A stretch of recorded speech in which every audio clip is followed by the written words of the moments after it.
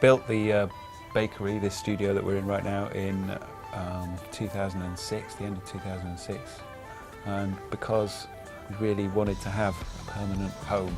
I think it was a sort of reaction against, or a need to kind of refocus after X and Y and things were getting very big and slightly unwieldy and out of control, and we didn't feel like we were perhaps as focused on the important things as we could have been or should have been at the time.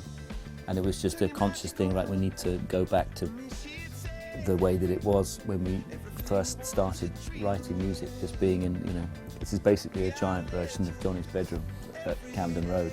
It's the same kind of thing where we would meet every day and, you know, eat together and play music together and just sort of become a little gang again. So it's called the bakery because it was a bakery and it's owned by a man, a local fella from around here, and they used to make bread and other pastry items here. And then it was an art gallery for a little bit. But the art gallery didn't sound as good a name. No, it would have been a bit pretentious. I'm the Coldplay, welcome to the art gallery. This is where we create musical art. Yeah, a bit wanky, so we just call it the bakery. I had some great times with Brian Eno in here, haven't we? Friday afternoons during the Viva La Vida sessions were sort of like story time with Uncle Brian.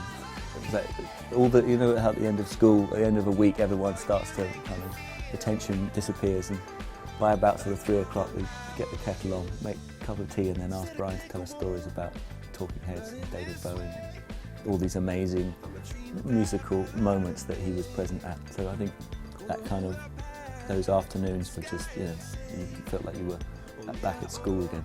Probably the weirdest and most magical and coolest bit of equipment is a synthesizer, which is over there, giant thing behind there, called a CS80, which is it's a sort of mythical keyboard that is impossible to control. And we've only ever got one sound out of it. It was all over the third album.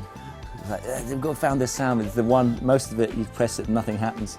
And someone spends hours twiddling knobs and then still nothing happens. And then suddenly this magical sound comes out of it and you can never get it again. So it's like it's sort of lucky dip. You either get something extraordinary or nothing at all. So it's a pretty amazing piece of kit, and only Guy understands it. It's like C-3PO and R2-D2. Well, in the future, I think we'd like to keep this place going, the bakery going, wouldn't we? Yeah, definitely. I still like recording here. I'm the only one who currently lives anywhere near it though. You would love it. Yeah. No, it's great. I think just having a home, having a place where our people that work with us as well can hang out, and it's just like an HQ really. It served us so well, and it's just a lovely place to come to, and it's still sort of hidden out the way. It's quite a modest area and quite a modest building, and it just feels, it keeps us sort of grounded. So I hope that we get to spend a lot more time here.